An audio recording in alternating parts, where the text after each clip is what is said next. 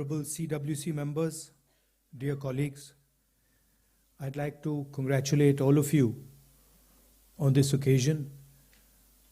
We are getting a new headquarters.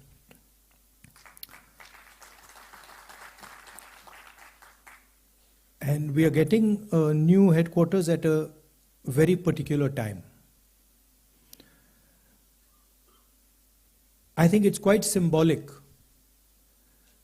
that yesterday, in a speech, the chief of the RSS said that India never achieved independence in 1947. He said that true independence in India was achieved when the Ram Mandir was built. This building, it is not an ordinary building. It has emerged from the soil of our country, and it has emerged as a result of the hard work and sacrifice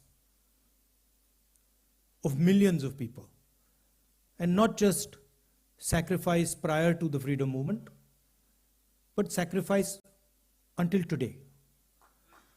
And there are multiple examples. There's an example, of course, of the freedom movement and the fruit of that movement, which was the Constitution, which was essentially attacked yesterday by Mr. Mohan Bhagwat when he says that the Constitution was not the symbol of our freedom. But also after that, thousands of our workers died in Punjab, thousands of our workers died in Kashmir, thousands of our workers died in the Northeast. And so this party has stood for a particular set of values. And we can see those values in this building. Unlike the Western world, which focuses on outside the self, the Indian way of thinking is about understanding the self. If you look at our great masters, they're all about understanding precisely who you are, where you come from, who you are, what your nature is. And that, the Bhagavad Gita is about that, Shiva is about that, Guru Nanak Ji is about that, Kabir is about that. All of them are asking the fundamental question, who are you? And this is really the fight that is taking place in India today. There are two visions of the self in India in conflict. One is our idea, the idea of the Constitution, and the other is the idea of the RSS. One idea says India is a union of states. We have, as we entered, I saw, we have all the national languages there, equally placed together. There is no superior language. There is no inferior language. There is no superior culture. There is no inferior culture. There is no superior community, no inferior community. They are all the same. That is written in the Constitution, and it is symbolized by this building. On the other side, there is the idea of a centralized knowledge, of a centralized understanding. Mohan Bhagwat has the audacity to inform the nation every 2 or 3 days what he thinks about the independent movement, what he thinks about the Constitution. In fact, what he has said yesterday is treason, because it is stating that the Constitution is invalid. It is stating that everything, the fight against the British was invalid, and he has the audacity to say this publicly. In any other country, he would be arrested and tried. That is the fact, right? To say that India did not get independence in 1947 is an insult to every single Indian person. And it's about time we stop listening to this nonsense that these people think they can just keep parroting out and shouting and screaming. Right? That is the crux of it. The Congress party has worked with the Indian people. It has built the success of this country. And it has built the success of this country on the foundations of the Constitution. And that is what this building symbolizes. You please go inside this building and you will see the depth of talent. You will see how deeply the Congress party has entered the soul of India. There's a history there. In fact, we forget. As I said, it's important to understand who you are. So for Congress people, it's important to understand who we are. What is our tradition? What is our history? Where have we come from? Please look in the building. You will see Mahatma Gandhi, Sardar Patel, Jawaharlal Nehru. And it doesn't stop there. Workers, chief ministers, governors, defense ministers, foreign ministers, all of them who served the constitution of our country, all of them who saluted the tricolor. Do not forget that.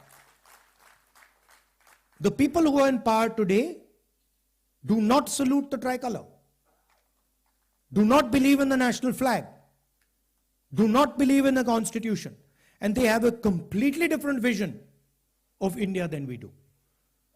They want India to be run by a shady, hidden, secret society.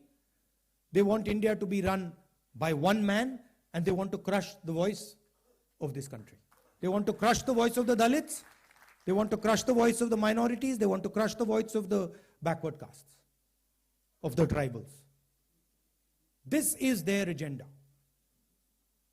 And I would also like to say clearly that there is no other party in this country that can stop them. And you will see, the only party that can stop them is the Congress party. And there is a reason for it. The reason is that we are an ideological party. And our ideology does not emerge yesterday. Our ideology, like the RSS ideology, is thousands of years old, and it has been fighting the RSS ideology for thousands of years. We have our symbols. We have Shiva. We have Buddha. We have Guru Nanak. We have Kabir. We have Mahatma Gandhi. We have our symbols. And these are all the symbols who have shown the correct path to this country. Please name one symbol of the RSS ideology that is revered in India today. Name one symbol. Was Guru Nanak from the RSS ideology? Was Buddha from the RSS ideology? Was Krishna Bhagwan from the RSS ideology? Not a single one. Because every single one of these people fought for equality, fought for brotherhood, fought for affection. And so the last thing I would like to say is that this building has emerged from the blood of Congress people. And not just Mahatma Gandhi, Jawaharlal Nehru, Patel ji, not just these people. It has emerged from the blood of our workers, from every single one of our leaders. That includes all of you who are today defending the idea of the Congress party. Everybody in this room is under severe assault defending the ideas of the Congress party. Sometimes we forget it. But these people in this room are facing systematic attack and assault on their lives because they are in the Congress party. And they are not surrendering to the BJP and the RSS. And in the same way, thousands of workers are there. But there are also thousands of people who believe, millions of people who believe in the Congress ideology. They're sitting outside the Congress. And that is why, the same way, this building has emerged from the soil of our country, from the blood of our leaders, from the blood of our workers. This building, the idea behind this building must also reach the corners of our country. That is the duty of this building. That it does not just remain a building, that the ideas that are inside this building reach the corners of our country. Reach Tamil Nadu, Kashmir, Northeast, Gujarat, Andaman, Lakshadweep, every corner of our country. This idea has to be propagated from this building. So I'd also finally like to thank all the people who've been responsible for giving us this building. The people Venugopalji mentioned, Murli Deora, Motilal Vora ji, who we all miss, Ahmed Patel ji, the others who have helped with the completion, Manish Chatra ji, Venugopal ji, Priyanka. I'd like to thank all of you. You have done a tremendous service to the Congress Party. But it is important that now we take the ideas from this building and, like leaders of the Congress have done in the past, we spread the ideas to the rest of the soil of this country. Because we are fighting a civilizational war with these people. They are every day attacking the ideas that we believe in. And only this organization, only the people in this room and the millions of workers of this organization have the courage and the capability to stop them. I'd like to say one last thing, that do not think that we are fighting a fair fight. There is no fairness in this. If you believe that we are fighting a political organization called the BJP, that we are fighting a political organization called the RSS, you have not understood what is going on. The BJP and the RSS have captured every single institution of our country. We are now fighting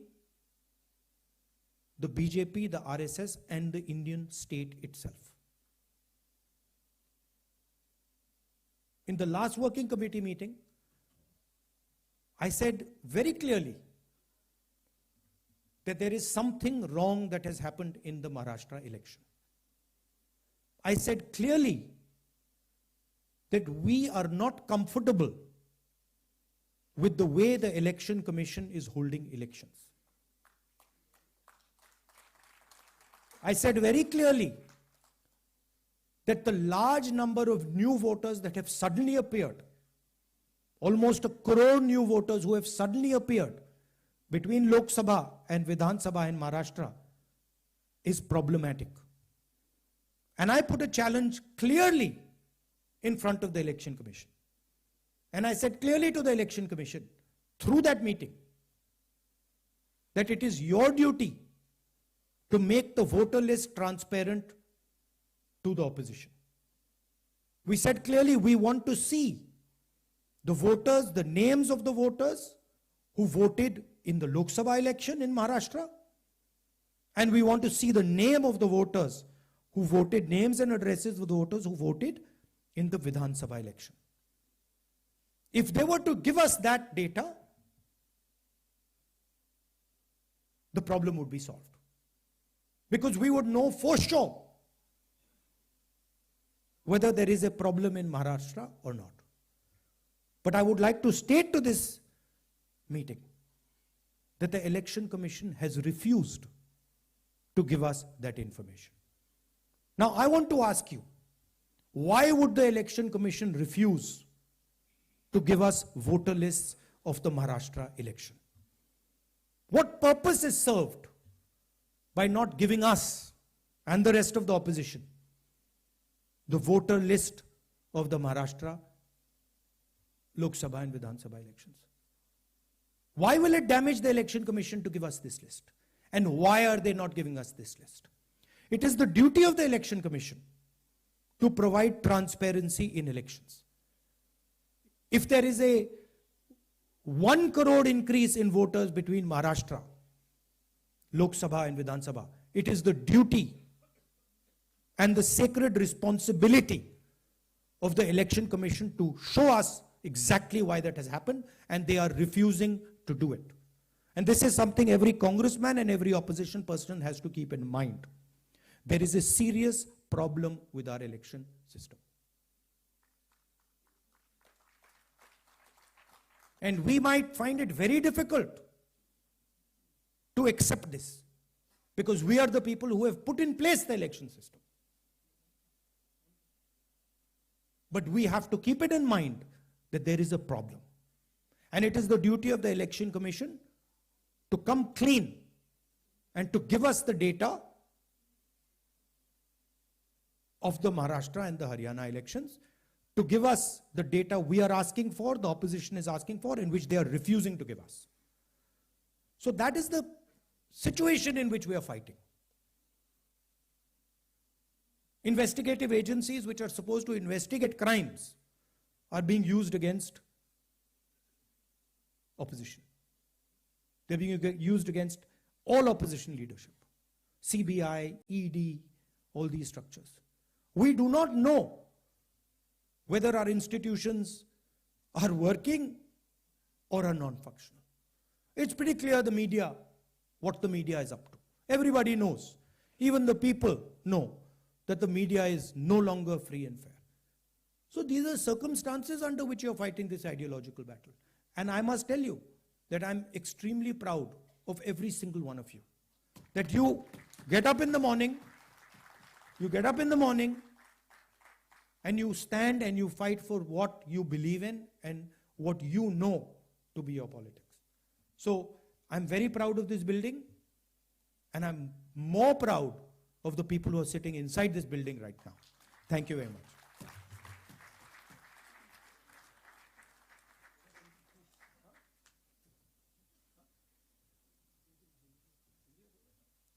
बहुत बहुत धन्यवाद राहुल जी। आपके प्रेरणादायक शब्दों ने नई ऊर्जा को जरूर यहाँ पे संचारित किया होगा। मैं अब अनुरोध करूँगा हमारे अध्यक्ष श्री मल्लिकार्जुन खड़गे जी से कि वो आएं और हम सब लोगों को संबोधित करें।